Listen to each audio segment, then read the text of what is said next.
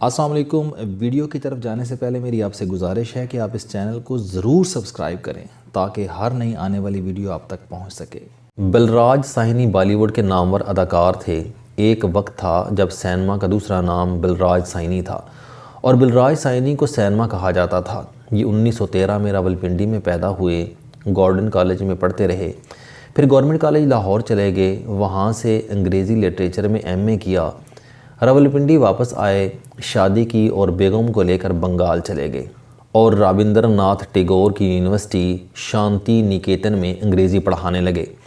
مہاتما گاندھی سے رابطہ ہوا، گاندھی جی نے انہیں لندن بھجوا دیا اور یہ BBC میں بھرتی ہو گئے۔ وہاں سے ان کا صداکاری اور اداکاری کا کیریئر شروع ہو گیا اور پھر بلراج ساہنی نے پیچھے مڑ کر نہیں دیکھا۔ ان کی فلمیں دھرتی کے لال، 2 بیگھہ زمین، چھوٹی بہن، قابلی والا، وقت اور گرم ہوا برصغیر پاک و ہند میں جدید سینما کی بنیاد ثابت ہوئیں۔ قیام پاکستان کے بعد ان کا خاندان بھارت شفٹ ہو گیا۔ بلراج ساہنی 1973 عیسوی میں ممبئی میں فوت ہوئے، لیکن یہ مرنے تک راولپنڈی اور لاہور کو یاد کرتے رہے۔ اداکاری کے علاوہ مصنف بھی تھے، انگریزی، ہندی اور اردو تینوں زبانوں میں روانی سے لکھتے تھے اور لوگ ان کی تحریریں بھی پڑھتے تھے۔ یہ 1962 عیسوی میں اپنے کیریئر کی پیک پر پاکستان کے دورے پر آئے تھے۔ گورنمنٹ کالج ان کا میزبان تھا۔ یہ 10 اکتوبر 1962 عیسوی کو لاہور پہنچے اور انہوں نے ریلوے اسٹیشن کے پلیٹ فارم پر لیٹ کر اس کی مٹی چوم کر اپنے وزٹ کا آغاز کیا۔ یہ پیدل چل کر گورنمنٹ کالج بھی پہنچے تھے۔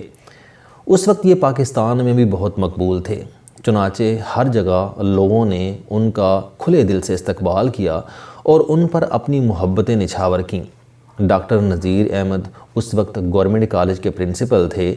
یہ اپنے زمانے کے انتہائی مشہور معلم اور دانشور تھے۔ فیض احمد فیض جیسے مشاہیر بھی ان کے سامنے بولنے سے پہلے ان سے اجازت لیتے تھے۔ ڈاکٹر صاحب گورنمنٹ کالج ہی میں رہتے تھے۔ انہوں نے بلراج ساہنی کے لیے اپنا بیڈ روم خالی کر دیا اور انہیں اس میں ٹھہرا دیا۔ یہ بلراج کے لیے اعزاز کی بات تھی۔ بلراج ساہنی نے کمرے میں جا کر جب اپنے سوٹ کیس کھولے اور اپنے کپڑے لٹکانے چاہے تو اسے کمرے میں وارڈروب نہیں ملی۔ وہ کپڑے اٹھا کر پورے کمرے میں پھرتے رہے، مگر ڈاکٹر نذیر احمد کے بیڈ روم میں کپڑوں کی الماری نہیں تھی۔ انہوں نے آخر میں ڈاکٹر نذیر احمد سے پوچھا، سر آپ اپنے کپڑے کہاں لٹکاتے ہیں؟ ڈاکٹر نذیر احمد شرمندہ ہو کر بولے، بلراج صاحب میں معافی چاہتا ہوں، میرے کمرے میں وارڈروب نہیں ہے۔ بلراج نے دوبارہ پوچھا، پھر آپ اپنے کپڑے کہاں لٹکاتے ہیں؟ ڈاکٹر صاحب کے جواب نے بھارت کے سب سے بڑے اداکار کو حیران کر دیا۔ ان کا کہنا تھا کہ یار میرے پاس اتنے کپڑے ہی نہیں ہوتے کہ میں وارڈروب کی مصیبت پال لوں۔ یہ سن کر بلراج دیر تک ان کی طرف دیکھتے رہے۔ کیونکہ وہ گورنمنٹ کالج کے پرنسپل تھے اور یہ وہ ادارہ تھا جس سے پورے ہندوستان کا فیشن شروع ہوتا تھا۔ بلراج ساہنی نے تحقیق کی تو پتہ چلا کہ ڈاکٹر صاحب کے پاس صرف 2 سوٹ ہیں، ایک لانڈری میں ہوتا ہے اور دوسرا وہ پہن لیتے ہیں۔ سلیپنگ سوٹ وہ باتھ روم میں لٹکائے رکھتے ہیں، جوتا وہ 5 سال کے لیے خریدتے ہیں، خراب ہو جائے تو اس کی مرمت کرا لیتے ہیں، زیادہ خراب ہو جائے تو مجبوری میں نیا خرید لیتے ہیں، اور جب تک وہ بھی مکمل طور پر جواب نہیں دیتا وہ اس کا استعمال بھی جاری رکھتے ہیں۔ یہ 1960 کی دہائی میں گورنمنٹ کالج کے پرنسپل اور ملک کے بڑے دانشور کا لائف سٹائل تھا۔ وہ ایسے پرنسپل تھے جو صدر ایوب خان کو بھی امتحان کے دنوں میں کیمپس آنے کی اجازت نہیں دیتے تھے۔ انہوں نے گورنمنٹ کالج کی 3 اطراف کی سڑکوں پر ہارن بجانے پر پابندی لگائی اور یہ پابندی 30 سال قائم رہی تھی، لیکن آپ اس شخص کی سادگی دیکھیں، اس کے کمرے میں وارڈروب نہیں تھی۔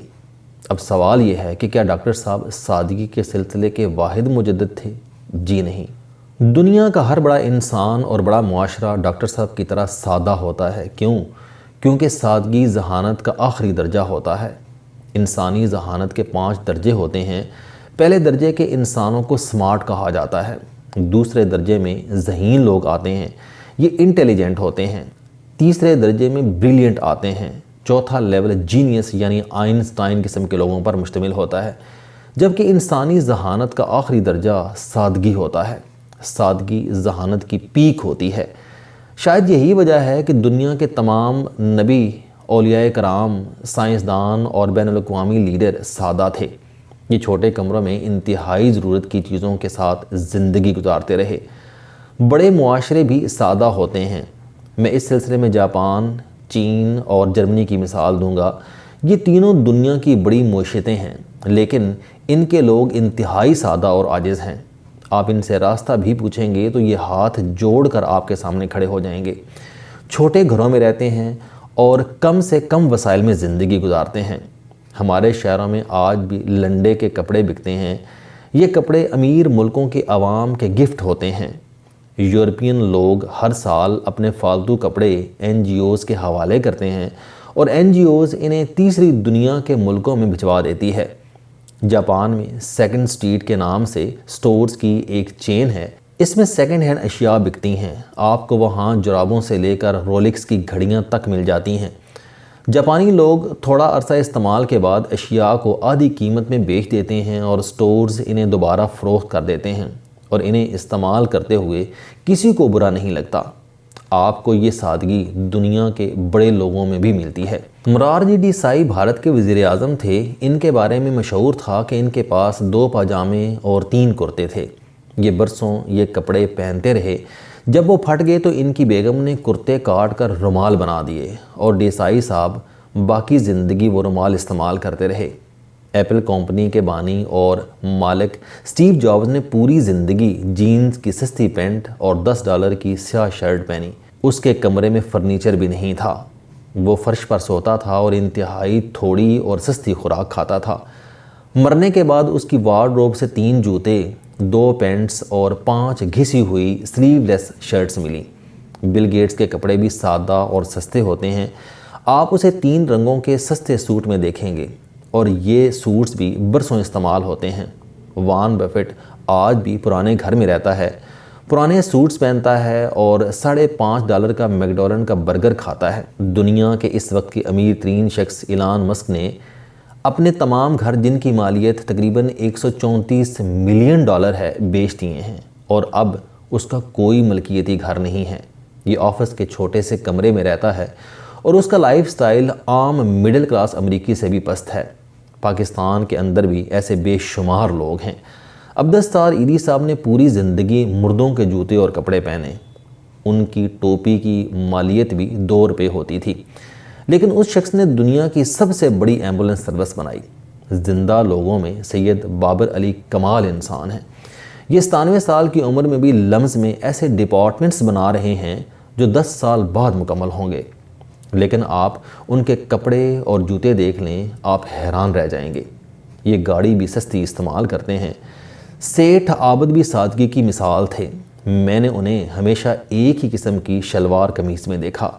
میں نے ان سے ایک بار وجہ پوچھی تو ان کا کہنا تھا کہ جب 2-3 شلوار قمیضوں میں گزارا ہو سکتا ہے تو پھر مجھے اپنی الماری بھرنے کی کیا ضرورت ہے۔ میں ریڈ فاؤنڈیشن کے بانی محمود صاحب سے بھی بہت متاثر ہوں۔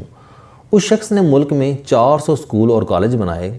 اس وقت بھی ان کے اسکولوں میں 1.5 لاکھ طالب علم پڑھ رہے ہیں، مگر آپ اس شخص کی سادگی دیکھیں۔ انہوں نے 30 سال بعد بھی وہی سویٹر پہنا ہوا تھا جو انہوں نے پہلے اسکول کے افتتاح پر پہنا تھا۔ ان سے جب وجہ پوچھی گئی تو ان کا جواب تھا کہ سویٹر کا کام سردی روکنا ہوتا ہے، اور اگر میرا سویٹر یہ کام کر رہا ہے تو پھر مجھے نیا خریدنے کی کیا ضرورت ہے۔ اس سے رقم بھی ضائع ہوگی، اسے محفوظ رکھنے کی کوفت بھی اٹھانی پڑے گی، اور کسی ایسے شخص کی حق تلفی بھی ہوگی جس کے پاس سویٹر نہیں ہے۔ یہ سن کر میرا دل چاہا میں آگے بڑھ کر ان کا سویٹر چوم لوں۔ میں نے ایک بار حساب لگایا کہ میں سردیوں میں کتنی جیکٹس اور سویٹر استعمال کرتا ہوں۔ پتہ چلا کہ سردیوں کے صرف 3 ماہ ہوتے ہیں، اور ان میں بھی شدید سردی صرف 20 دن پڑتی ہے۔ میں ان میں صرف 2 جیکٹس پہنتا ہوں، ایک ہلکی سردی کے دوران اور دوسری شدید سردی میں۔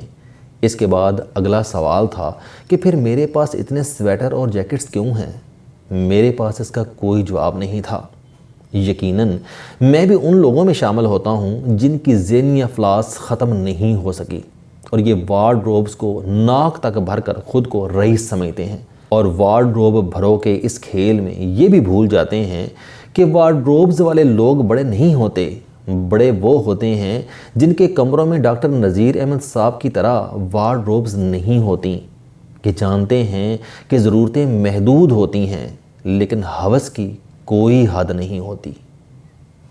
السلام علیکم، آپ سٹوڈنٹ ہیں، کوئی جاب کرتے ہیں، کاروبار کرتے ہیں، یا پھر آپ گھریلو زندگی گزار رہے ہیں۔ اگر آپ اپنی زندگی کو بدلنا چاہتے ہیں تو اس چینل علم دوستی پر آپ زندگی میں کامیابی کے لیے جاوید چوہدری صاحب کے موٹیویشنل، سوشل، سیلف ڈسکوری سے ریلیٹڈ اور صحت سے متعلق بے شمار کالم سن سکتے ہیں۔ میرا دعویٰ ہے کہ یہ چینل آپ کی زندگی بدل دے گا۔ اس چینل کا مقصد اچھی باتیں معاشرے میں پھیلانا ہے اور اچھی بات کو دوسروں تک پہنچانا صدقہ جاریہ ہے۔